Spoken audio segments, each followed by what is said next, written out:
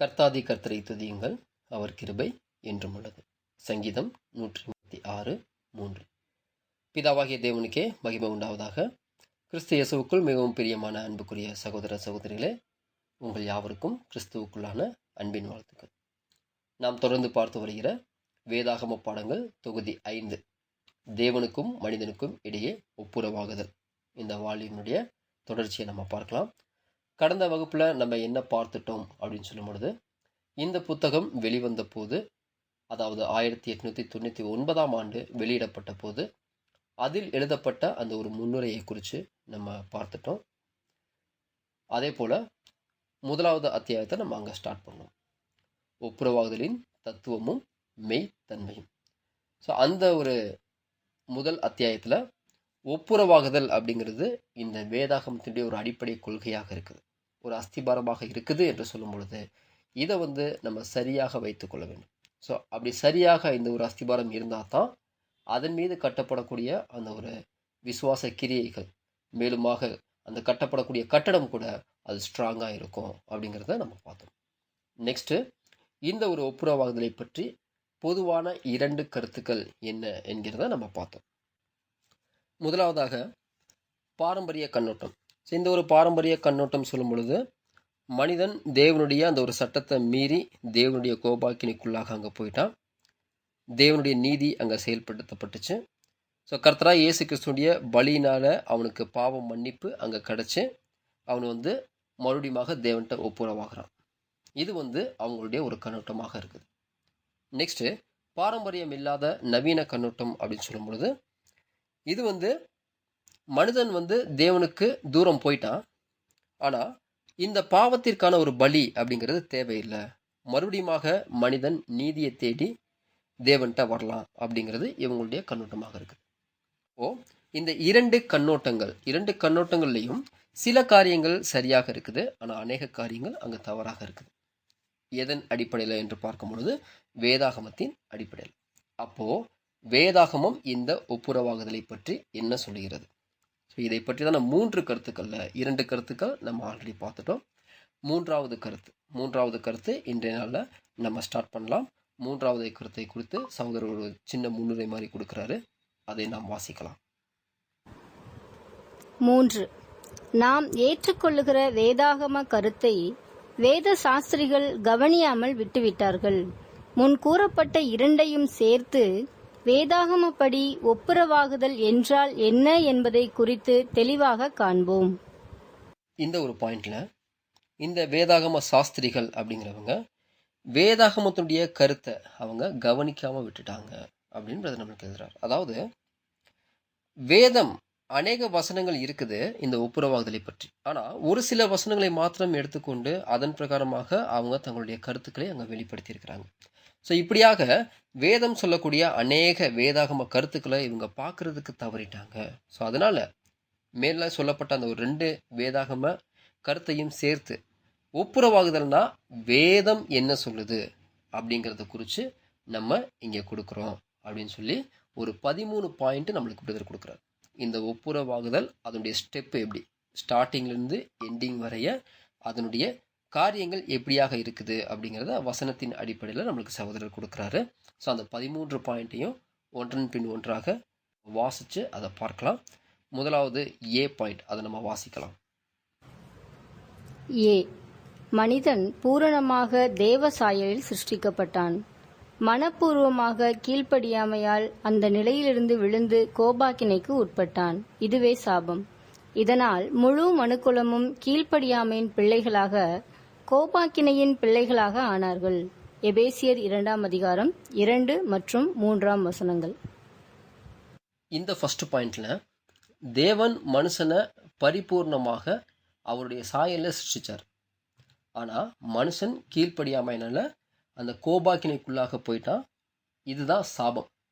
So அப்போது அவனுக்கு பின்பாக வரக்கூடிய அவனுடைய சந்ததிகள் கூட முழு மனுக்குலமும் அந்த கோபாக்கினின் பிள்ளைகளாக ஆயிட்டாங்க. இது வேதாகமும் சொல்லக்கூடிய கருத்து. எபேசியர் 2ஆம் அதிகாரம் வசனம் 2 மற்றும் 3 நம்ம வாசிக்கும் பொழுது, அவைகளில் நீங்கள் முற்காலங்களிலே இவ்வுலக வழக்கத்திற்கேற்றபடியாகவும் கீழ்ப்படியாமையின் பிள்ளைகளிடத்தில் இப்பொழுது கிரியை செய்கிற ஆகாயத்து அதிகார பிரபுவாகிய ஆவிக்கேற்றபடியாகவும் நடந்து கொண்டீர்கள். அவர்களுக்குள்ளே நாம் எல்லாரும் முற்காலத்திலே நமது மாம்ச இச்சையின்படியே நடந்து நமது மாம்சமும் மனசும் விரும்பினவைகளை செய்து சுபாவத்தினாலே மற்றவர்களைப் போல கோபாக்கினையின் பிள்ளைகளாய் இருந்தோம். அப்போ இந்த ஒரு பாயிண்ட்டை நம்ம கவனிச்சு பார்த்தோம்னா, அந்த இரண்டாவது கருத்து, பாரம்பரியம் அல்லாத கருத்துல என்ன சொல்லப்பட்டிருக்குது, அங்க தேவ கோபம், மரண தீர்ப்பு அப்படிங்கிறது எதுவுமே அங்க இல்லை அப்படின்னு அவங்க நம்பக்கூடியவங்களாக இருந்தாங்க. ஆனா இந்த ஒரு பாயிண்ட்டை தான் அவங்க கவனிக்க தவறிட்டாங்க. மனுஷன் பரிபூர்ணமாக சிருஷ்டிக்கப்பட்டு இருந்தா அவன் பாவம் செய்தபடினால தேவனுடைய கோபாக்கினை அவன் மேல அங்க வந்துச்சு. அவன் மூலமாக முழு மனுக்குலத்திற்கும் அங்க வந்தது அப்படிங்கிறது முதல் பாயிண்டாக சகோதரர் நம்மளுக்கு கொடுக்குறார். இரண்டாவது பாயிண்ட் நம்ம வாசிக்கலாம். பி. தேவன் தமது பிரமாணத்தின்படி கீழ்ப்படியாத சிருஷ்டியை நியாயப்படி மரணத்தால் தண்டித்தார். இப்படி இரக்கமில்லாமல் 4000 ஆண்டுகள் கழிந்தன. இருந்தபோதிலும் தம்முடைய நீதி நியாயத்துடன் அன்பையும் மனதுருக்கத்தையும் இணைத்து இறுதியாக ஒரு மீட்பின் திட்டத்தை தண்டனைக்கு ஈடாக ஒரு மாற்றாக ஏற்படுத்தினார். இதன் மூலம் தேவன் தம்முடைய நீதியை நிலைநாட்டுகிறவராகவும் அதே சமயத்தில் இயேசுவினிடத்தில் விசுவாசமாய் இருக்கிறவர்கள் நீதிமானாகிறதற்கும் ஏற்ற காலத்திலே கிறிஸ்துவை கிருபாதார பலியாக ஏற்படுத்தினார். ரோமர் 3:25-26 இத்திட்டத்தின்படி நீதி பிறழாமலும் அதே சமயத்தில் ஆக்கினைக்குட்பட்டவர்கள் அதிலிருந்து விடுபடவும் செய்தால் தெய்வ அன்பு, ஞானம், வல்லமை வெளியரங்கமாவதுடன் தேவ தூதருக்கும் மனுக்குலமாகிய அவருடைய சிருஷ்டி முழுமைக்கும் ஆசிர்வாதமான ஸ்லாக்கியத்தையும் பாக்கியத்தையும் உண்டாகச் செய்தார். எபேசியர் 3:9-12 இந்த இரண்டாவது பாயிண்ட்ல நம்ம என்ன பார்க்க போறோம் அப்படின்னா, தேவனுடைய அன்பு மற்றும் அவருடைய குணங்களை பற்றி நம்ம பார்க்க போறோம். முதலாவதாக தேவனுடைய நீதியை நம்ம பார்த்தோம்.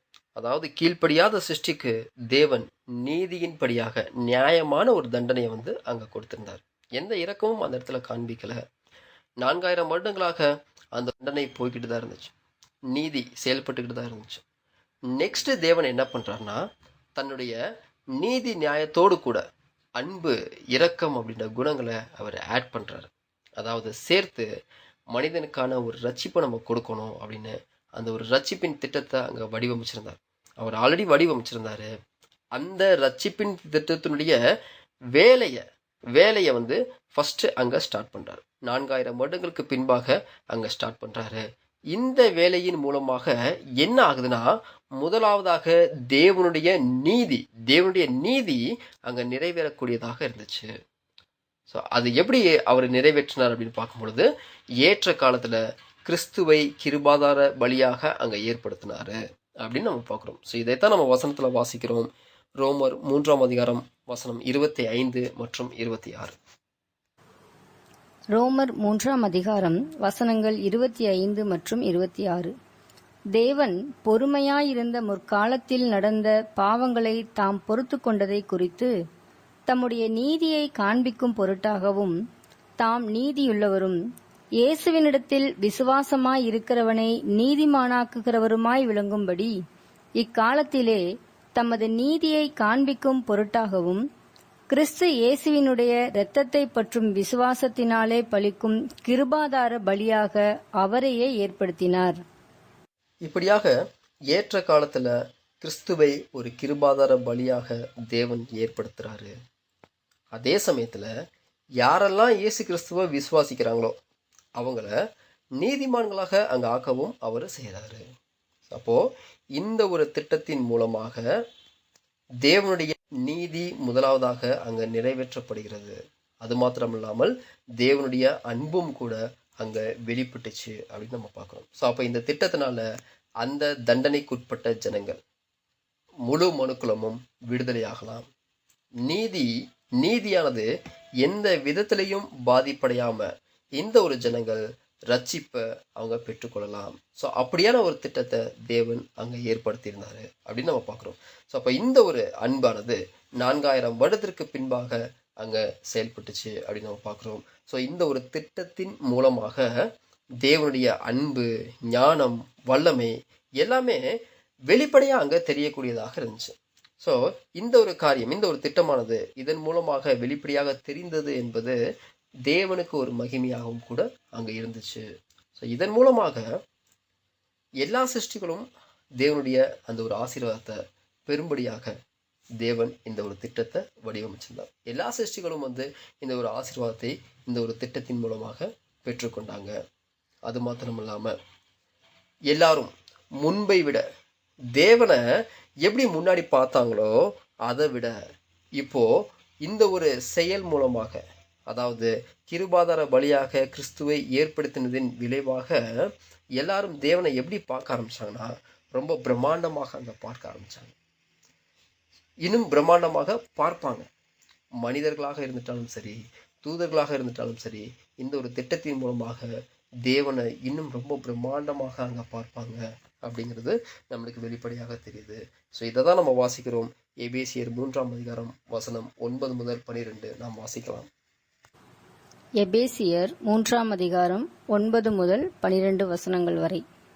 தேவன் நம்முடைய கர்த்தராகிய கிறிஸ்து இயேசுவுக்குள் கொண்டிருந்த அனாதி தீர்மானத்தின்படியே உன்னதங்களிலுள்ள துரைத்தனங்களுக்கும் அதிகாரங்களுக்கும் அவருடைய அனந்த ஞானமானது சபையின் மூலமாய் இப்பொழுது தெரியவரும் பொருட்டாக இயேசு கிறிஸ்துவை கொண்டு எல்லாவற்றையும் சிருஷ்டித்த தேவனுக்குள்ளே ஆதி காலங்கள் முதல் மறைந்திருந்த இரகசியத்தினுடைய ஐக்கியம் இன்னதென்று எல்லாருக்கும் வெளிப்படையாக காண்பிக்கிறதற்கு இந்த கிருபை எனக்கு அளிக்கப்பட்டிருக்கிறது. அவரை பற்றும் விசுவாசத்தால் அவருக்குள் நமக்கு தைரியமும் திட நம்பிக்கையோடே தேவனிடத்தில் சேரும் சிலாக்கியமும் உண்டாயிருக்கிறது. இயேசு கிறிஸ்துவை கொண்டு எல்லாவற்றையும் சிருஷ்டித்த தேவனுக்குள்ளே ஆதி காலங்கள் முதல் மறைந்திருந்த இரகசியத்தினுடைய ஐக்கியம் இன்னதென்று எல்லாருக்கும் வெளிப்படையாக காண்பிப்பதற்கு. அப்போ அந்த ஒரு வெளிப்படையாக எல்லாரும் தேவனை பற்றி அங்கே தெரிந்து கொள்வாங்க அப்படின்னு நம்ம பார்க்குறோம். அப்போது இந்த 2வது பாயிண்ட்ல நம்மளுக்கு என்ன தெரியுது அப்படின்னா, தேவனுடைய நீதி அங்கே நிறைவேற்றப்படுகிறது. அதற்கான வேலையை தேவன் அங்கே ஸ்டார்ட் பண்ணுறாரு. ஸோ அப்போது அந்த வேலை கிருபாதார பலியாக கிறிஸ்துவை நியமித்திருக்கிறார்னா அந்த வேலை எப்படிப்பட்டதாக இருக்குது அப்படிங்கிறத நம்ம நெக்ஸ்ட் பார்க்கலாம். 3வது பாயிண்ட் நம்ம வாசிக்கலாம். சி, முதல் தகப்பனாகிய ஆதாமின் மீறுதலுக்காக தெய்வீக திட்டத்தின்படி நமது அருமை மீட்பர் மரிக்க வேண்டியதாயிற்று.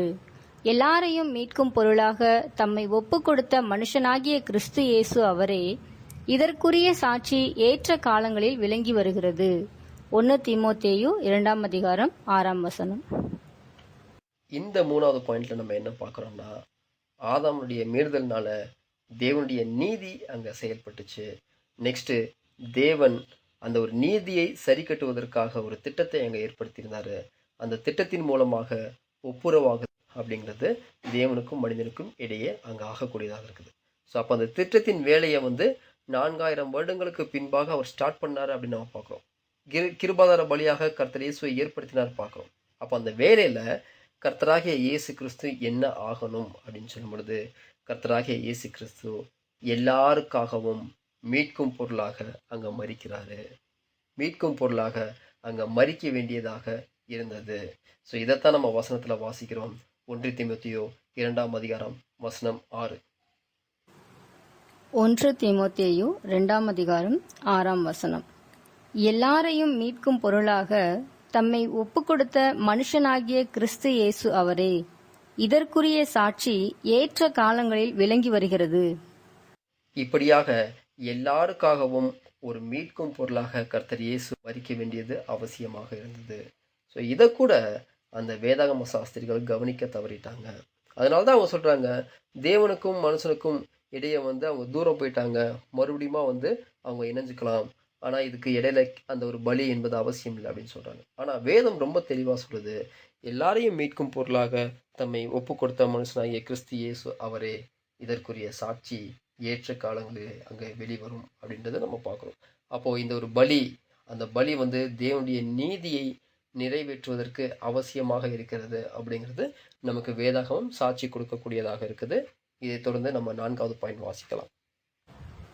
டி, பாவங்களுக்காக செலுத்தப்படும் பலியினாலே ஒப்புரவாக்குதலின் பணி முழுமை பெறாது. சரியான நீதி முறைப்படி பலி ஈடாக இருக்க வேண்டும். பாவத்திற்கு ஈடாக பலி செலுத்தும் போது, அதுவும் நீதிக்காக செலுத்தப்படும் பொழுது, அது மனிதன் கணக்கில் எழுதப்பட வேண்டும். இந்த ஈட்டிற்கு மனிதன் கடன்பட்டுள்ளான். இந்த கடன் கணக்கு முழுமையாக கர்த்தராகிய இயேசு கிறிஸ்துவின் கணக்கிற்கு மாற்றப்படுகிறது. ஏனெனில் இயேசு கிறிஸ்து நீதியாக ஆதாமுக்காகவும் அவனது சந்ததிக்காகவும் தனது ஜீவனை கொடுத்தார். இப்படிப்பட்ட தம்முடைய விலைமதிப்பற்ற இரத்தத்தால் ஆதாமின் சந்ததியை கிரயத்துக்கு வாங்கிக் கொண்டதால் இயேசு எல்லாருக்கும் ஆண்டவரும் கர்த்தருமாய் இருக்கிறார். ரோமர் 14:9. Next point. இதுக்கு முன்னாடி பாயிண்ட்ல நம்ம படித்தோம், எல்லாருக்குமான மீட்கும் பொருளாக கர்த்தராகிய இயேசு கிறிஸ்து அங்கே பலியாகணும், மரிக்கணும் அப்படின்னு. அப்போ கர்த்தராகிய இயேசு கிறிஸ்து அங்கே மரிச்சிட்டார், பலி ஆயிட்டார். ஸோ இந்த ஒரு பலியாகிறதுல இருந்து இந்த ஒப்புரவாகுதலுடைய முழு வேலையும் நிறைவேறிடுச்சா அப்படின்னா இல்லை. இந்த ஒரு பலியாகக்கூடிய விஷயம், இந்த ஒரு மீட்கும் பொருளினுடைய பலி இந்த ஒப்புரவாகுதலுடைய ஒரு பகுதி தான், ஒரு பார்ட், அவ்வளோதான். இதன் மூலமாக என்ன ஆச்சு அப்படின்னா, தேவனுடைய நீதி நிறைவேற்றப்பட்டது, தேவனுடைய நீதி அங்கே திருப்தியாச்சு. அது போக இன்னுமா இந்த ஒப்புரவாகுதலுடைய வேலை இருக்குது. அப்போது கர்த்தராகிய இயேசு கிறிஸ்துடைய பலி அங்கே ஆனதுக்கப்புறம் ஒப்புரவாகுதல் ஆயிட்டாங்களா மனுஷங்க தேவனோடு கூட அப்படின்னா இல்லை, இன்னும் ஒப்புரவு ஆகலை. அப்போது அதுக்குன்னு சில ப்ராசஸ் இருக்குது. என்ன அப்படின்னு பார்க்கும்பொழுது, கர்த்தராகிய இயேசு கிறிஸ்து தன்னுடைய ரேன்சம் ப்ரைஸ் அதை நீதிக்காக அங்கே கொடுத்துட்டார். அதாவது ஆதாம் பாவத்தில் தன்னையும் தன்னுடைய மனுக்குலத்தையும் அங்கே விற்று போட்டார், கடன் ஆயிட்டார். இப்போது கர்த்தராகிய இயேசு கிறிஸ்து தன்னுடைய ரேன்சம் ப்ரைஸ் மூலமாக விலை கொடுத்து என்ன பண்ணா, அந்த விழுந்து போன மனுக்குலத்தை அவருடைய கணக்குக்கு அங்கே மாற்றணும். தன்னுடைய விலையேறப்பெற்ற ரத்தத்தினால அவருடைய கணக்குக்கு அங்கே மாற்றி மறுபடியுமாக தேவனோடு கூட ஒப்புரவாக்கணும். அப்போ சடனாக ஒப்புரவாயிட முடியுமானா முடியாது. ஏன்னா மனுஷங்க எப்படி இருக்கிறாங்க, விழுந்து போன சுபாவத்தில் இப்போ இருக்கிறோம். ஸோ இதை குறித்து கூட நம்ம நெக்ஸ்ட் பாயிண்ட் நம்ம படிக்கும் பொழுது நம்மளுக்கு புரியும், ஏன் கர்த்தராகிய இயேசு கிறிஸ்துடைய பலி அங்கே ஆனதுக்கப்புறம் இன்னும் மனுஷன் ஒப்புரவு ஆகலை. ஸோ அப்போ அதுக்கு இடைப்பட்ட காலங்களில் என்ன நடக்க வேண்டியது இருக்குது, எதற்காக அப்படிங்கிறத நம்ம நெக்ஸ்ட் நம்ம அங்கே பாயிண்ட்டு நம்ம பார்க்க போகிறோம். ஸோ அப்போ கர்த்தராகிய இயேசு கிறிஸ்து விலை கொடுத்து வாங்கிறதுனால இந்த ஜனங்கள் அவருக்கு என்னவா ஆகிறாங்க அப்படிங்கிறத குறித்து நம்மளுக்கு வசனம் இருக்குது. ரோமர் 14:9 நம்ம வாசிக்கலாம். ரோமர் 14:9. கிறிஸ்துவும் மரித்தோர் மேலும் ஜீவனுள்ளோர் மேலும் ஆண்டவராய் இருக்கும் பொருட்டு மரித்தும் எழுந்தும் பிழைத்தும் இருக்கிறார். இப்படியாக தன்னுடைய சொந்த இரத்தத்தை விலையாக கொடுத்து இந்த முழு மனுக்குலத்தையும் அவர் வாங்கினதுனால அவர் எல்லாருக்கும் ஒரு ஆண்டவராக, மரித்தோர் மேலும் ஜீவனுள்ளோர் மேலும் ஒரு ஆண்டவராக, எஜமானராக அங்கே மாறுறாரு அப்படிங்கிறது நம்ம இந்த பாயிண்ட்ல பார்க்குறோம். நெக்ஸ்ட் 5வது பாயிண்ட் நம்ம படிக்கலாம். ஆதாமிற்கும் அவன் வழியில் வந்த அனைவருக்கும் கொடுக்கப்பட்ட மரண தீர்ப்பானது மாற்றி எழுத முடியாததாக இருந்தது. ஆதாமின் இனம் முழுமையாக செத்துக்கொண்டே சாக வேண்டியதாக இருந்தது. இதற்கு மாற்று வழியே இல்லாமல் இருந்தது. இந்த 5வது பாயிண்ட்டு தமிழில் நம்மளுக்கு டிரான்ஸ்லேஷன் வேறு மாதிரி இருக்குது. இந்த 5வது பாயிண்ட் நம்மளுக்கு என்ன இருக்குது அப்படின்னா, மேலே அந்த ஒரு பலி, அந்த பலியின் மூலமாக ஆதாமும் அவருடைய சந்ததியும் கர்த்தருடைய அந்த கணக்குக்கு மாற்றப்படுறாங்க அப்படின்னு நம்ம பார்த்தோம். இப்போது இந்த பலி எதற்காக, இந்த பலியுடைய நோக்கம் என்ன அப்படின்னு சொல்லும்பொழுது, ஆதாம் மற்றும் அவருடைய சந்ததிக்கான அந்த ஒரு மரண தண்டனையை ரத்து செய்கிறது தான் இந்த ஒரு பலியுடைய நோக்கமாக இருந்துச்சு. ஏன்னா இந்த மரண தண்டனை அவங்க மேலே இருக்கும்போது அன்புனால அவங்கள மீட்டுக்கொள்றதுக்கு எந்த விதமான ஒரு காரியமும் செய்ய முடியாமல் இருந்துச்சு. அன்புனால எதுவுமே செய்ய முடியல. நீதி அங்கே நிறைவேற்றப்படணும். நீதி நிறைவேற்றப்பட்டால் தான் அன்புனால அடுத்த காரியங்களை அங்கே செய்ய முடியும். ஸோ அதனால் அந்த மனிதன் மேலே இருந்த அந்த ஒரு மரண தண்டனையை ஃபஸ்ட்டு ரத்து செய்யணும்.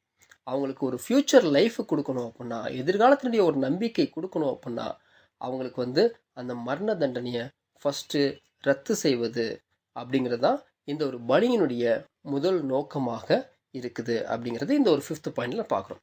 நெக்ஸ்ட் 6th பாயிண்ட் நம்ம படிக்கலாம். விழுந்து போன மனுக்குலம் மீண்டும் தேவ நீதி நியாயத்தை அடையக்கூடாத நிலையில் இருந்தது. ஆனால் பிதாவின் பிரதிநிதியான இயேசு கிறிஸ்து பிதாவின் திட்டப்படி தேவ நீதியை நிறைவேற்ற முன்வந்து நீதியாக போதித்தல், சீர்திருத்துதல், மீண்டும் புதுப்பித்தல் ஆகிய பணிகளை செய்து விழுந்து போன மனுக்குலத்தை நீதி நியாயத்திற்கு உட்படுத்தும் பொறுப்பை ஏற்றுக்கொண்டார். ஏற்கனவே ஆக்கினைக்குட்பட்ட மனுக்குலம் தேவ நீதியால் சீர்திருத்தப்பட்டு பூரணப்படுத்தப்பட்டு சரியான நீதியின் நிலைமைக்கு இறுதியில் மாற்றப்படும். இந்த 6வது பாயிண்ட்ல கர்த்தருடைய பலியின் அடுத்த நோக்கம் என்ன அப்படிங்கிறது நம்ம பார்க்க போறோம். முதல் நோக்கம் அந்த மரண தண்டனையை ரத்து செய்வதாக இருந்தது. நெக்ஸ்ட், இந்த முழு மனுக்குலத்தையும் அந்த நீதியின் கருத்துல அங்க கொண்டு போய் சேர்க்கணும். ஸோ அப்போ ஸ்டார்டிங்லேயே இவங்க எல்லாத்தையும் அங்க நீதியின் கருத்துல கொண்டு போய் சேர்த்துருவாரா அப்படின்னா இல்லை. ஏன் அப்படின்னா அவங்க எல்லாருமே அபரிபூர்ணர்களாக இருக்கிறாங்க. அதனால நீதி கிட்ட இருந்து கொஞ்சம் தூரமா அவங்கள வைக்கிறார். ஸோ தேவன் இவங்களை யார் கையில கொடுக்குறாரு அப்படின்னா கர்த்தர் இயேசுவின் கையில. கர்த்தர் இயேசுனுடைய மேற்பார்வையின் கீழாக இந்த முழு மனுக்குலத்தையும் அவர் அங்க கொண்டு வராரு. ஸோ கர்த்தர் இயேசு பிதாவுடைய ஒரு ரெப்ரசன்டேட்டிவா இருந்து, பிரதிநிதியா இருந்து அந்த நீதியை திருப்திப்படுத்தினது மாத்திரமல்லாமல் இன்னுமா இந்த முழு சந்ததியையும் சீர்படுத்தி மறுபடியுமாக அந்த ஒரு பரிபூர்ண நிலைக்கு அங்க கொண்டு வராரு. அங்க திரும்ப கொடுத்தலுடைய காலத்தை அவர் செய்யறாரு. இப்போ இந்த மனுக்குலத்துல யாரெல்லாம் நீதிக்கு இசைவா வாழணும்னு ஒரு விருப்பம் உடையவங்களா இருக்கிறாங்களோ அவங்களுக்கு கர்த்தர் இயேசு அவங்கள வழி நடத்தக்கூடியவராக அங்க இருக்கிறாரு. அதுக்கப்புறமா என்ன பண்றாருன்னா அந்த நீதியின் கருத்திற்கு எல்லாத்தையும் கொண்டு போய் சேர்க்கிறார். அப்போ அவங்களுக்கு டெஸ்ட் வரும். ஸோ இப்போ கர்த்தரால பயிற்றுவிக்கப்பட்ட இந்த மனுக்குலம் எப்படி இருப்பாங்கன்னா பரிபூர்ணர்களாக, நீதியின் எல்லா தேவைகளையும் நிவர்த்தி செய்யக்கூடியவர்களாக, அதாவது நீதி என்ன டெஸ்ட் வச்சாலும் அதை சந்திக்க தேவையான தகுதியுள்ளவர்களாக, ஒரு எபிலிட்டி இருக்கக்கூடியவங்களாக அங்க இருப்பாங்க அப்படின்னு நம்ம பார்க்கிறோம். தேவனிடத்திலிருந்து மனிதனை ஆரம்பத்தில் இந்த தேவ ஆக்கினை தீர்ப்பே பிரித்தது. மனுமக்கள் 6000 ஆண்டுகளாக மேன்மையான நிலைமையிலிருந்து விழுந்து பிரிந்து சீர்கெட்டு தீய செய்கைகளால் தேவனுக்கு விரோதமானவர்களாக ஆகிவிட்டனர். தந்திரமுள்ள விரோதியான சாத்தானாலும் அறியாமையாலும் மூட நம்பிக்கைகளாலும் தெய்வீக சுபாவமும் தெய்வீக திட்டமும் மனிதருக்கு மிக தவறாக எடுத்துக்காட்டப்பட்டன. தெய்வீக அருளையும் மன்னிக்கும் மாண்பையும் மறக்கக்கூடிய அளவு கவனிக்காமல் விடப்பட்டு விட்டன. இயேசுவின் மீட்கும் கிரயத்தை தேவன் ஏற்றுக்கொண்டு பாவிகளை மன்னித்து அவர்களுக்கு நித்திய ஜீவனை அருளி செய்ய அவரது ஈடுபலியே முக்கிய காரணமாக இருந்தது. இந்த நற்செய்தியை பெரும்பாலான மனிதர்கள் தங்கள் மந்தமான விசுவாசத்தால் ஏற்றுக்கொள்வதில்லை. எல்லா ஜனங்களையும் ஏமாற்றிக் கொண்டிருக்கிற சாத்தானின் வஞ்சகத்தால் சிலர் தங்களை தாங்களே ஏமாற்றிக் கொண்டிருக்கின்றனர். வெளிப்படுத்தின விசேஷம் 20ஆம் அதிகாரம் 3ஆம் வசனம். ஏனெனில் அவர்கள் தேவன் ஒருவர் உண்டு என்று விசுவாசிப்பதில்லை. வேறு பலர் தேவன் அன்பும் கிருபையும் இல்லாதவராக, நித்தியத்திற்கும் எல்லாரையும் வாதிக்கிற வல்லமை பொருந்தியவராக இருக்கிறார் என்றும் எண்ணுகிறார்கள். வேறு சிலர் குழப்பமான பாபேலை போல தெய்வ சுபாவத்தை மாறுபாடான சுபாவம் என நினைக்கின்றனர். இன்னும் பலர் எதை விசுவாசிப்பதென்றும் அறியாமல் இருக்கின்றனர். வேறு பலருக்கு தேவனுக்கு சமீபமாக நெருங்குதல் அவர்களது அறியாமையினாலும் பயத்தினாலும் தடைப்படுகிறது. இவ்வளவு மாறுபாடானவற்றிற்கு மத்தியிலும் இயேசு கிறிஸ்து மூலமாய் தேவனண்டையிலே நெருங்க தங்களுக்கு கிடைத்த சந்தர்ப்பத்தை பயன்படுத்திக் கொள்ளுகிறவர்களோ மிக சிறுபான்மையோராகிய சிறுமந்தை மட்டுமே. மேல நம்ம என்ன பார்த்தோம் அப்படின்னா, மனுஷன் தேவனுடைய சாயலாக சிருஷ்டிக்கப்பட்டான். கீழ்ப்படியாமையினால மரண தண்டனைக்குள்ளாக அங்கே போயிட்டான். தேவனுடைய நீதி அங்கே செயல்பட்டுச்சு. 4000 ஆண்டுகள் கழிச்சு தேவனுடைய அன்பு அங்கே நெக்ஸ்ட் செயல்பட்டது. மனிதனுக்கான ஒரு மீட்பை உண்டாக்கியது. அந்த மீட்புக்காக கர்த்தர் இயேசு அங்கே மரிக்க வேண்டியதாக இருந்துச்சு. இப்படியாக கர்த்தர் இயேசு மறித்து ஆதாம் மற்றும் அவருடைய முழு சந்ததியும் அவங்களுடைய கடனை அடைச்சு அவர் விலைக்கு அங்கே வாங்கிக்கிட்டாரு அப்படிங்கிற ஒரு விஷயங்கள் எல்லாமே நம்ம பார்த்தோம். இன்னுமா மனுக்குலத்தை கர்த்தர் மீட்டுக்கொண்டு மறுபடியுமாக அவங்கள வந்து பூர்ணப்படுத்தி இறுதியாக அங்கே நீதியின் கையில் கொடுப்பாரு அப்படின்னு நம்ம பார்த்தோம். இப்போ 4000 வருடங்களுக்கு பின்பாக கர்த்தர் இயேசு அங்கே பலி ஆயிட்டார். பலியாகி 2000 வருஷங்கள் ஆயிடுச்சு. ஆனால் இன்னமுமாக மனுஷனையும் தேவனையும் அங்கே பிரித்து வைத்திருக்கக்கூடிய விஷயம் என்னவா இருக்கு? ஸ்டார்டிங்கில் பார்க்கும் பொழுது அந்த ஒரு மரண தண்டனை அதுதான் தேவனையும் மனுஷனையும் அங்கே பிரித்து வைந்ததாக இருந்துச்சு. ஆனால் அந்த பலி கொடுக்கப்பட்டு மரண தண்டனை ரத்து செய்யப்பட்ட பின்பும் கூட இன்னமும் தேவனையும் மனிதனையும் பிரித்து வைத்திருக்கக்கூடிய காரியம் என்ன அப்படின்னு நம்ம பார்க்கும் பொழுது, இப்போ டோட்டலாக மனுஷன் தேவன்கிட்ட பிரிஞ்சு 6000 வருடங்கள் கடந்துருச்சு. இந்த ஒரு 6000 வருடங்களாக இந்த ஒரு காலப்பகுதியில் மனுஷனுடைய நிலை என்னவாயிருச்சு அப்படின்னா, மனுஷனுடைய செயல்கள் எல்லாமே சீர்கெட்டு போய் அது தீய செயல்களாயிருச்சு. மனுஷனுடைய அறியாமை, சாத்தானுடைய தந்திரம், மூட நம்பிக்கைகள், இதனால அவனுடைய விழுகை வந்து ரொம்ப அதிகமாயிருச்சு. ரொம்ப பாவத்தில் அங்கே மனுஷன் விழுந்து போயிட்டான். இது மாத்திரம் இல்லை, இன்னுமா இவனுடைய தீய செயல்கள்னால, கெட்ட செயல்கள்னால தேவனுடைய திட்டம், அவருடைய குணாதிசயங்கள் எல்லாமே தப்பா ப்ரொஜெக்ட் பண்ணப்படுது. தேவனை பற்றி அவனுக்குள்ளாக தப்பான எண்ணம் கொள்ள வைக்கக்கூடியதாக அங்கே இருக்குது. ஸோ இதெல்லாம் சேர்ந்து என்ன ஆயிடுச்சு அப்படின்னா, தேவனுடைய கிருபை, அதுக்கப்புறமா அவருடைய மன்னிக்கும் மனப்பான்பை அவன் மறந்து அது மறக்கக்கூடிய அளவுக்கு அங்கே போயிட்டான். அதை கவனிக்காமையே அங்கே போயிட்டான். அதனால என்ன ஆயிடுச்சுன்னா, மீட்பு கொடுத்து 2000 வருடங்களாக தேவன் என்ன பண்றாருன்னா, அந்த ஈடுபலியை அங்கீகரித்து மறுபடியுமா பாவியை மன்னிச்சு நித்திய ஜீவன் கொடுக்கறதுக்கு ரெடியாக இருக்கிறாரு. அந்த ஒரு செய்தியையும் கூட அவர் கொடுக்குறாரு. அப்படி அந்த செய்தியை கொடுத்துட்டாலும் பெரும்பான்மையான ஜனங்கள் என்ன பண்ணுறாங்க அப்படின்னா, இந்த ஒரு விழுகையினால அதை நம்புறதுக்கு ரொம்ப ஸ்லோவாக இருக்கிறாங்க, மந்தமாக இருக்கிறாங்க. தான் ஒரு பாவி, தனக்கு ஒரு மீட்பர் வேணும் அப்படிங்கிற அந்த ஒரு கண்டிஷனை அக்செப்ட் பண்ணுறதுக்கே அவங்க ரொம்ப மந்தமாக இருக்காங்க. இன்னுமா சிலர் என்ன பண்ணுறாங்கன்னா, சாத்தானுடைய சூழ்ச்சினால அவங்க வந்து வஞ்சிக்கப்பட்டவங்களா இருக்கிறாங்க. சாத்தானுடைய அந்த ஒரு தப்பறைகள்னால வஞ்சிக்கப்பட்டவங்களா அவங்க என்ன பண்ணுறாங்கன்னா, தேவன் அப்படிங்கிற ஒருத்தர் இருக்கிறாரு அப்படிங்கிறதே மறந்துட்டாங்க. தேவன் இருக்கிறதே அவங்க மறுக்கக்கூடியவங்களாக இருக்கிறாங்க அப்படிங்கிறது நம்ம பார்க்குறோம். இன்னுமா சிலர் என்ன பண்ணுறாங்கன்னா, தேவன் வந்து ரொம்ப பெரியவர், அவர் வந்து எல்லாத்தையும் நித்திய நரகத்தில் போட்டுவார், அன்பும் கிருபையும் இல்லாதவராக இருக்கிறாரு, அவர் எல்லாத்தையும் நித்தியத்தில் வாதிக்கக்கூடியவராக அங்கே இருக்கிறாரு அப்படின்னு சொல்லிட்டு அவரை பற்றி தான தப்பான எண்ணம் கொண்டிருக்கிறாங்க. இன்னுமா சிலர் என்ன பண்ணுறாங்கன்னா, தேவனை பற்றி தான் அந்த ஒரு ஸ்டேட்மெண்ட், பைபிளில் இருக்கக்கூடிய அந்த ஒரு வசனங்கள் எல்லாமே பார்த்துட்டு அவங்க குழப்பம் அடைஞ்சிடறாங்க. பாபேல் போல ஒரு குழப்பமான சூழ்நிலைக்குள்ளாக போயிடுறாங்க. எதை நம்புறது அப்படின்னு அறியாமல் இருக்கிறாங்க, எதை விசுவாசிக்கிறது அப்படின்னு அவங்க தெரியாமல் இருக்கிறாங்க. இதனால என்ன ஆயிடுது அப்படின்னா, அவங்களுக்கு பயம் வந்துடுது.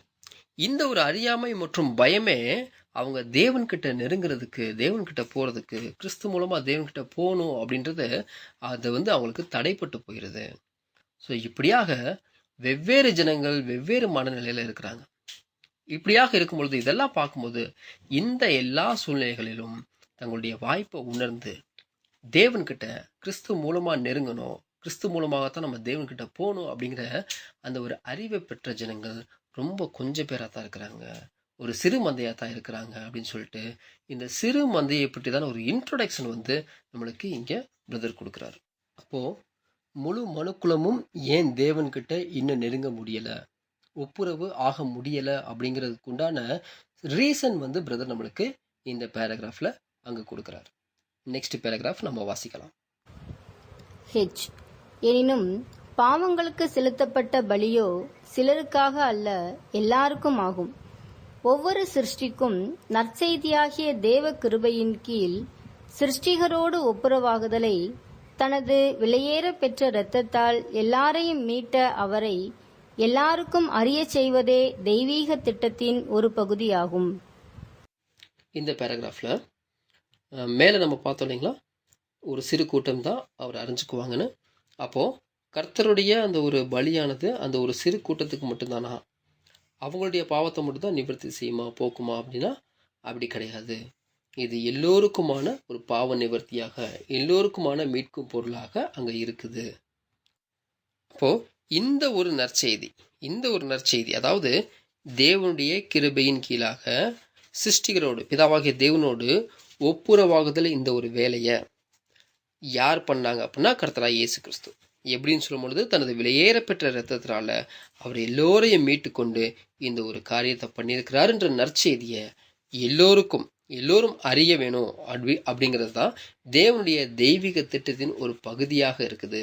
ஸோ எல்லா சிருஷ்டிகளும் இதை கண்டிப்பாக தெரிஞ்சுக்குவாங்க, அறிஞ்சுக்குவாங்க அப்படிங்கிறது நம்ம பார்க்குறோம். நெக்ஸ்ட் பாயிண்ட் படிக்கலாம். இதுவரை இந்த ஒப்புரவாகுதலின் பயனை சபை மட்டுமே அடைந்தது. ஆனால் வேதாகம போதனையின்படி இந்த சபை ராஜரீகமான பிரதான ஆசாரியராகிய கிறிஸ்துவுடனே கூட ஒரு ஆசாரிய ராஜ்யமும் ராஜரீக ஆசாரிய கூட்டமுமாக 1000 வருட ஆட்சி காலத்தில் அமைக்கப்பட இருக்கிறது. இந்த ராஜரீக ஆசாரிய கூட்டம் பரலோக ராஜ்யம் ஸ்தாபிக்கப்படும் போது பூமியின் சகல குடும்பங்களையும் தற்போது சாத்தானால் குருட்டாட்டத்தில் வைக்கப்பட்டுள்ள தவறுகள், தீமைகள் எல்லாவற்றின் நின்றும் நீக்கி தேவனோடு ஒருமனப்பட்டு ஒப்புரவாக்கும் பணியை செய்வார்கள். இந்த 9வது பாயிண்ட்ல இதுவரைக்கும் இந்த ஒப்புரவாகுதல் பலனை யார் தான் பெற்றிருக்கிறாங்கன்னா அதாவது சபை மாத்திரம்தான் பெற்றிருக்கிறாங்க. ஸோ இப்போ வேதாகமம் சொல்லுகிற பிரகாரமாக இந்த சபை அவங்க என்ன ஆகுறாங்க அப்படின்னா ராஜரீக ஆசாரிய கூட்டமாக அங்கே ஆக போகிறாங்க. 1000 ஆண்டு ஆட்சி காலத்தில் தேவனுடைய ராஜ்யத்தில் இவங்க ஆசாரியர்களாக இருக்க போகிறாங்க. இவங்களுக்கு பிரதான ஆசாரியராக கர்த்தர் இயேசு அங்கே இருப்பார். ஸோ இவங்க 1000 ஆண்டு ஆட்சியில் அந்த ஒரு ராஜ்யத்தை ஸ்தாபிப்பாங்க. அப்போ அந்த ராஜ்யத்தில் இவங்களுடைய வேலை என்ன அப்படின்னு பார்க்கும்பொழுது சாத்தானால் ஏற்பட்டிருக்கிற அந்த ஒரு குருட்டுத்தன்மையை எடுத்து போடுறது, தப்பறை, அந்த விழுகையின் நிலையில் அந்த சீர்கெட்டு போன நிலை எல்லாத்தையுமே எடுத்து போட்டு மறுபடியும் எல்லாரையும் ஒரு பரிபூர்ண நிலைக்கு கொண்டு வருது. ஸோ இதுதான் அங்கே தேவனுடைய சித்தமாக இருந்துச்சு. அந்த ஒரு வேலையை இந்த பூமியின் எல்லா குடும்பங்களையும் தேவனோடு கூட அங்கே ஒப்புரவாக்குதற்குள்ளே கொண்டு வர்றதுக்கு இந்த ஒரு காரியத்தை பண்ணுவாங்க. ஒரு ராஜரீக ஆசாரிய கூட்டமாக இருந்து இந்த ஒப்புரவாக்குதல் பணியை அவங்க செய்வாங்க. தேவனுடைய திட்டத்தை அவங்க செய்யக்கூடியவங்களா இருக்கிறாங்க அப்படிங்கிறத பார்க்குறோம். நெக்ஸ்ட் 10வது பாயிண்ட் படிக்கலாம். இந்த கருத்துக்கேற்ற வண்ணமாக அப்போஸ்தலர்களுடைய வாக்கும் உள்ளது. விசுவாசிகளாகிய சபையார் ஒப்புரவாக்கப்பட்டிருக்கிறார்கள். தேவனை பொறுத்தவரையில் இந்த ஒப்புரவாக்குதல் 19 நூற்றாண்டுகளுக்கு முன்னரே நிகழ்ந்தது. ஆனாலும் விசுவாசிகள் மாத்திரமே தேவ கிருபையினாலே இந்த ஒப்புரவாகுதலை ஏற்றுக்கொள்ளும் சந்தர்ப்பத்தை பெற்றனர். மற்ற மனுக்குலம் முழுவதற்கும் தேவனுடைய சாயலாயிருக்கிற கிறிஸ்துவின் மகிமையான சுவிசேஷத்தின் ஒளி அவிசுவாசிகளாகிய அவர்களுக்கு பிரகாசமாயிராதபடிக்கு இந்த பிரபஞ்சத்தின் தேவனானவன் அவர்களுடைய மனதை குருடாக்கினான். 2 கொரிந்தியர் 4:4. இந்த பாயிண்ட்ல இந்த ஒரு கருத்துக்களுக்கு இசைவாகத்தான் அப்போஸ்தலருடைய அந்த ஒரு வார்த்தைகள் கூட இருக்குது அப்படின்னு நம்ம பார்க்குறோம். எந்த கருத்துக்கள் மேலே பார்த்தோம் இல்லைங்களா? இந்த ஒப்புரவாகுதலுடைய பலனை இப்போ சபை மாத்திரம்தான் தெரிஞ்சிருக்கிறாங்க, மற்ற எல்லாருமே சாத்தானால அங்கே குருடாக்கப்பட்ட நிலையில் இருக்கிறாங்கன்னு அந்த ஒரு கருத்தை பற்றி நம்மளுக்கு இங்கே சொல்கிறாங்க. அப்போது விசுவாசிகளாகிய இந்த ஒரு சார் அவங்க தேவனோடு அங்கே ஒப்புரவாக்கப்பட்டிருக்கிறாங்க. தேவனை பொறுத்தவரைய இந்த ஒப்புரவாகுதல் அங்கே 19 நூற்றாண்டுகளுக்கு முன்பே அங்கே நிகழ்ந்துருச்சு. நம்மளுடைய நாட்கள் பார்க்கும்பொழுது அங்கே 20 நூற்றாண்டுகள் நம்ம சொல்லலாம். 20 நூற்றாண்டுகளுக்கு முன்பாகவே அங்கே நிகழ்ந்துருச்சு. ஆனால் விசுவாசிகள் மாத்திரம்தான் அவருடைய கிருபையினால் இந்த ஒரு ஒப்புரவாகுதலை அங்கே பெற்றுக்கொண்டாங்க. இந்த விசுவாசிகள் மாத்திரம்தான் தேவன் கொடுத்துருக்க அந்த ஒரு வாய்ப்பை, அந்த ஆப்பர்ச்சுனிட்டியை அவங்க அக்செப்ட் பண்ணாங்க, ஏற்றுக்கொண்டவங்களாக அங்கே இருக்கிறாங்க.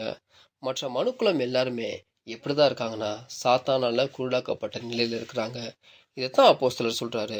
2 கொரிந்தியர் 4:4 சொல்வது போல தேவனுடைய சாயலாய் இருக்கிற கிறிஸ்துவின் மகிமையான சுவிசேஷத்தின் ஒளி அவிசுவாசிகளாகிய அவர்களுக்கு பிரகாசமாயிராதபடிக்கு இப்பிரபஞ்சத்தின் தேவனானவன் அவருடைய மனதை குருடாக்கினான் அப்படின்னு அந்த ஒரு வசனங்கள் நம்ம வாசிக்கிறோம். நெக்ஸ்ட் பேராகிராஃப் நம்ம படிக்கலாம். வேதமும் இதற்கு இசைவாக சாத்தான் யாரையும் மோசம் போக்காதபடி அவனை கட்டுவதே 1000 வருட அரசாட்சியில் கிறிஸ்துவின் முதல் பணியாகும் என கூறுகிறது. வெளிப்படுத்தல் 20ஆம் அதிகாரம் 3ஆம் வசனம். தீர்க்கதரிசிகளின் வார்த்தைகளுக்கு இணங்க தேவ ராஜ்யம் ஸ்தாபிக்கப்படும் பொழுது பூமியில் தேவனை பற்றிய அறிவு சமுத்திரம் ஜலத்தினால் நிரம்பியிருக்கிறது போல நிறைந்திருக்கும். அப்பொழுது சிறியவன் முதல் பெரியவன் வரைக்கும் எல்லாரும் தேவனை அறிந்து கொள்வார்கள். ஆகையால் கர்த்தரை அறிந்து கொள் என்று ஒருவன் தன் அயலானுக்கும் தன் சகோதரனுக்கும் போதிக்க வேண்டுவதில்லை. எபிரேயர் 8ஆம் அதிகாரம் 11ஆம் வசனம். கர்த்தர் கற்பித்த ஜெபத்திலும் உம்முடைய ராஜ்யம் வருவதாக, உம்முடைய சித்தம் பூமியிலே செய்யப்படுவதாக என்றே வேண்டப்படுகிறது. இதையேதான் அப்போஸ்தலரும் எல்லாரும் ரட்சிக்கப்படவும் சத்தியத்தை அறிகிற அறிவை அடையவும் அவர் சித்தமுள்ளவராயிருக்கிறார் என்கிறார். 1 தீமோத்தேயு 2ஆம் அதிகாரம் 4ஆம் வசனம். 11வது பாயிண்ட். இந்த ஒரு காரியங்களுக்கெல்லாம் இசைவாகத்தான் வேதத்தினுடைய வசனங்கள் கூட நமக்கு அங்கே இருக்குது. ஸோ சாத்தான் இந்த ஒரு உலகத்தில் ஒளி பிரவேசிக்க முடியாத அளவுக்கு ஜனங்களுடைய மனசை அங்கே குருடாக்கி வச்சிருக்கிறாரு. ஸோ இதனால் கர்த்தர் இயேசு என்ன பண்ணுறாருனா, முதலாவதாக அந்த 1000 ஆண்டு அரசாட்சியில் அவருடைய முதல் வேலை என்ன அப்படின்னா சாத்தானை கட்டுறது. அந்த 1000 வருடம் முழுவதும் தேசத்தை வஞ்சிக்காதபடிக்கு சாத்தானை அங்கே கர்த்தர் கட்டிடுவார். அதாவது அந்த குருட்டுத்தன்மை ஜனங்கள் மத்தியில் இருக்கிறதால அந்த ஒரு குருட்டுத்தன்மை நீங்கணும் அப்படின்னா அவனுடைய செயல்பாடு ஸ்டாப் ஆகணும். ஸோ அதனால அவர் என்ன பண்ணுறாருனா முதலாவதாக சாத்தானை அங்கே கட்டுறவராக அங்கே இருக்கிறாரு. தீர்க்கதரிசிகள் அநேகர் சொல்லிட்டு அந்த ஒரு வாக்கியத்திற்கு இசைவாக, அந்த வேத வசனத்திற்கு இசைவாக தேவராஜ்யம் இந்த பூமியில ஸ்தாபிக்கப்படும். அப்போ இந்த பூமி எப்படி இருக்கும் அப்படின்னா தேவனை பற்றிய அந்த அறிவு நிரம்பி இருக்கும். சமுத்திரம் ஜலத்தினால் நிரம்பி இருக்கிறது போல பூமி கர்த்தரை அறிகிற அறிவினால் நிறைந்திருக்கும் அப்படின்ற வேத வசனங்கள் கூட நமக்கு இங்கே இசைவாக இருக்குது. நெக்ஸ்ட் எபிரேயர் 8:11 சொல்லப்பட்ட பிரகாரமாக, அப்பொழுது சிறியவன் முதற்கொண்டு பெரியவன் வரைக்கும் எல்லாரும் என்னை அறிவார்கள். ஆகையால் கர்த்தரை அறிந்து கொள் என்று ஒருவன் தன் அயலானுக்கும் ஒருவன் தன் சகோதரனுக்கும் போதிக்க வேண்டுவதில்லை. ஸோ இந்த மாதிரி நீங்கள் இவர் அறிஞ்சுக்குங்க. அந்த இடத்துல யாரும் யாருக்கும் போதிக்க வேண்டிய அங்கே அவசியம் இராத அளவுக்கு பூமியானது கர்த்தரை அறியக்கூடிய அறிவினால் அங்கே நிறைந்திருக்கும். நெக்ஸ்ட் கர்த்தர் இயேசு சீசர்களுக்கு அந்த ஒரு ஜெபத்தை கற்றுக் கொடுத்தார். உம்முடைய ராஜ்யம் வருவதாக, உம்முடைய சித்தம் பூமியிலே செய்யப்படுவதாக அப்படின்னு. ஸோ அப்போஸ்தலர் சொல்லக்கூடிய அந்த ஒரு வார்த்தை கூட இந்த ஒரு வார்த்தைக்கு இசைவாக பொருந்தக்கூடியதாக இருக்குது. 1 தீமோத்தேயு 2:4 அவர் சொல்றாரு, எல்லாரும் ரட்சிக்கப்படவும் சத்தியத்தை அறிகிற அறிவை அடையவும் அவர் சுத்தமுள்ளவராய் இருக்கிறார். அப்போ தேவனுடைய விருப்பம் என்ன அப்படின்னா எல்லா மனுஷரும் அங்கே ரட்சிக்கப்படணும், தேவனை அறியக்கூடிய அந்த ஒரு அறிவை எல்லோரும் பெற்றுக்கொள்ளணும் அப்படிங்கிறது அவருடைய சித்தமாக அங்கே இருக்குது. ஸோ இந்த ஒரு காரியங்கள் வேதாகமும் நமக்கு இசைவாக பொருந்தக்கூடியதாக இருக்குது அப்படிங்கிறது நம்ம இந்த ஒரு பாயிண்ட்ல படிக்கிறோம். நெக்ஸ்ட் பாயிண்ட் படிக்கலாம். ஒப்புரவாக்குதலின் இருக்கட்ட நிகழ்ச்சிகளிலும் நீதி முறைமையின்படி எல்லா மனிதரும் தேவனோடு ஒருமனப்பட்டு ஒப்புரவாக்கப்பட்டு சர்வ சிருஷ்டியும் முழு சத்திய வெளிச்சத்திலும் அறிவிலும் வளர்ந்து புதிய உடன்படிக்கையின் பாக்கியங்களையும் சந்தர்ப்பங்களையும் பூரணமாக அனுபவிப்பதென்பது 1000 வருடத்தின் முடிவிலேயாகும். வேண்டுமென்றே தங்கள் சுய அறிவால் கிறிஸ்து மூலமாய் அருளப்பட்ட இந்த தேவ கிருபையை தள்ளிவிட்ட எவரும் ஜனத்திலே இராதபடி அழிக்கப்படுவர். கர்த்தருடைய பிரசன்னத்தினாலும் அவருடைய மகிமையின் பலத்தினாலும் என்றும் இல்லாமல் அழிக்கப்படுவர். எதிர்கால உயிர்த்தெழுதலும் எந்த நம்பிக்கையும் இல்லாமல் அழித்து ஒழிக்கப்படுவர். அப்போஸ்தலர் 3ஆம் அதிகாரம் 22ஆம் வசனம், 2 தெசலோனிக்கேயர் 1ஆம் அதிகாரம் 9-10 வசனங்கள். இந்த 12வது பாயிண்ட்ல நம்மளுக்கு ஸ்டார்டிங்ல ஒப்புரவாக்குதலின் 2 கட்ட நிகழ்ச்சிகள் சொல்லப்பட்டிருக்கு. அது என்ன 2 கட்ட நிகழ்ச்சிகள் அப்படின்னா, நீதி திருப்திப்படணும், இரண்டாவதாக தேவனோடு கூட எல்லாரும் மறுபடியும் அந்த ஒரு இசைவாக அந்த ஒப்புரவாகுதலுக்குள்ள கொண்டு வரப்படணும்.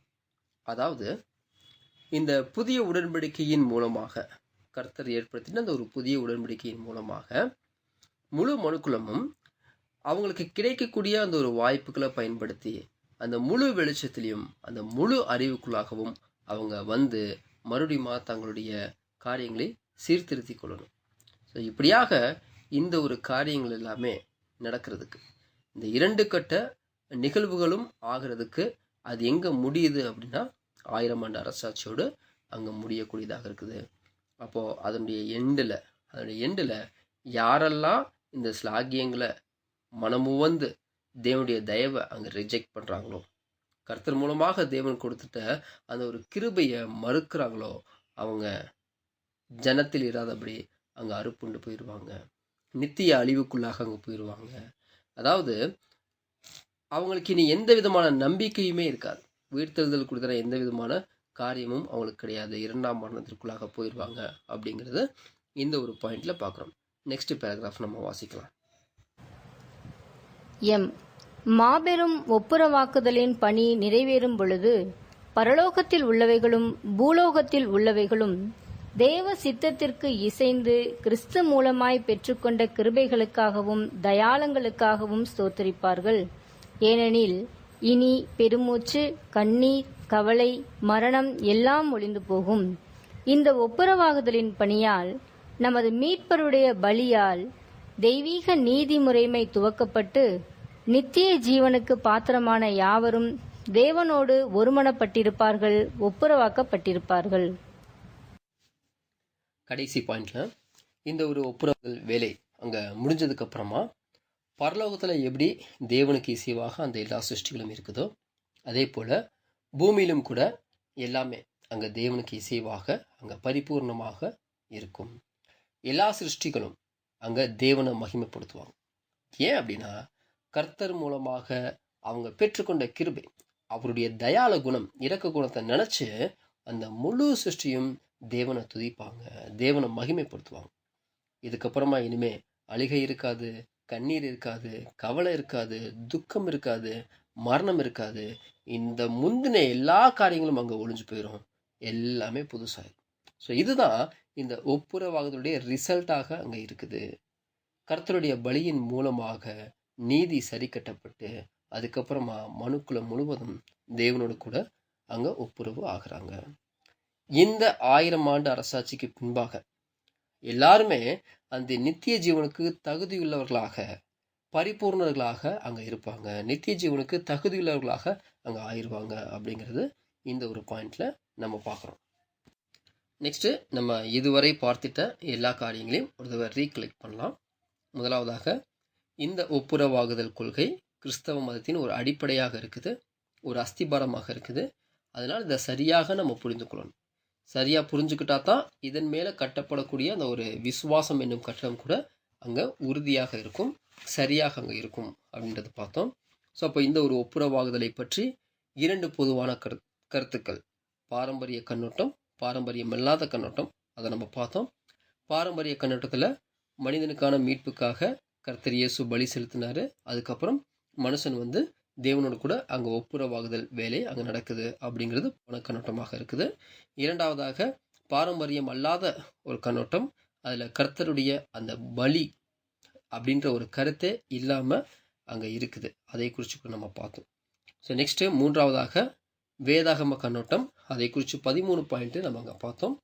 இந்த வேதாகம சாஸ்திரிகள் கவனிக்க தவறிய அந்த ஒரு காரியங்கள். ஸோ அது என்னன்னு பார்க்கும்பொழுது, முதலாவதாக மனுஷன் அங்கே பரிபூர்ண சாயலில் சிருஷ்டிக்கப்பட்டான், கீழ்ப்படியாமையில் விழுந்து போயிட்டான், தேவனுடைய நீதி அங்கே செயல்பட்டுச்சு, மரண தண்டனைக்குள்ளாக அங்கே போயிட்டான். நெக்ஸ்ட்டு தேவன் அந்த நீதியோடு கூட அன்பை இணைச்சு மனுஷனுக்கான ஏற்படுத்துகிற அந்த ஒரு ரட்சிப்பின் திட்டத்தை அவர் செயல்படுத்த ஆரம்பித்தார்.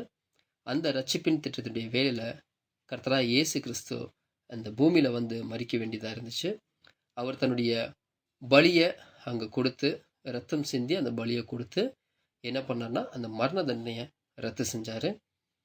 ஆதாம் அவர் விழுந்து போன அந்த ஒரு நிலையிலிருந்து, கடன் கணக்கிலிருந்து முழு மனுக்குலத்தையும் தன்னுடைய கணக்கிற்கு மாற்றி அவர் என்ன பண்ணார்னா மறுபடியுமாக மனிதர்களை சீர்படுத்தி அவங்கள பரிபூர்ணர்களாக அங்கே நீதியின் கருத்தில் அங்கே கொண்டு போய் அங்கே விடுவார்.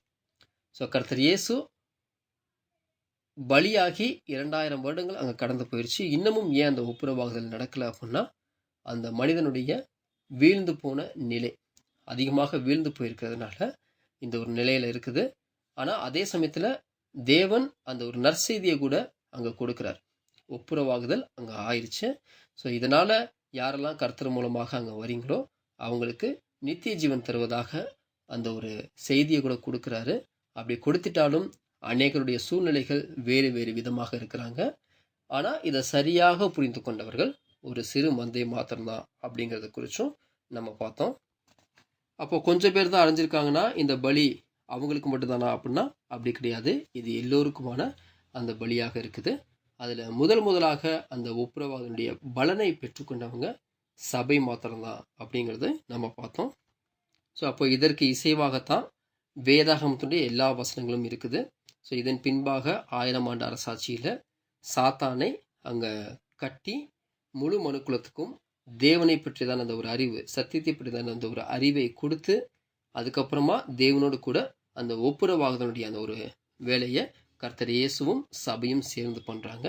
இறுதியாக அவங்க யாரெல்லாம் அந்த ஒரு கர்த்தருக்கு கீழ்ப்படியாமல் இருக்கிறாங்களோ, அந்த ஒரு சத்தியத்திற்கு கீழ்ப்படியாமல் இருக்கிறாங்களோ அவங்க எல்லாருமே 2ஆம் மரணத்தில் அழிக்கப்பட்டு போயிடுவாங்க. அந்த பரிபூர்ண நிலைக்கு வந்தவங்க 1000 ஆண்டு அரசாட்சிக்கு பின்பாக அங்கே நித்திய ஜீவனை பெற்றுக்கொள்வாங்க. அப்படிங்கிறது இந்த ஒப்புரவாகுதலை குறித்து வேதாகமத்துடைய கண்ணோட்டம் இப்படியாக தான் இருக்குன்னு ஸ்டார்டிங்லேருந்து எண்டிங் வரைய நம்மளுக்கு அங்கே சகோதரர் கொடுத்துருக்கிறாரு. ஸோ இந்த ஒரு பாயிண்டோட நம்ம இன்றைய நாளுக்குரிய கிளாஸை நம்ம க்ளோஸ் பண்ணுறோம். மீதி இருக்கக்கூடிய காரியங்களை அடுத்த கிளாஸில் 4th கிளாஸில் நம்ம ஸ்டார்ட் பண்ணலாம். தேவநாமம் கர்த்தர் இயேசு கிறிஸ்துவின் மூலம் சதா காலங்களிலும் மகிமைப்படுவதாக. ஆமென்.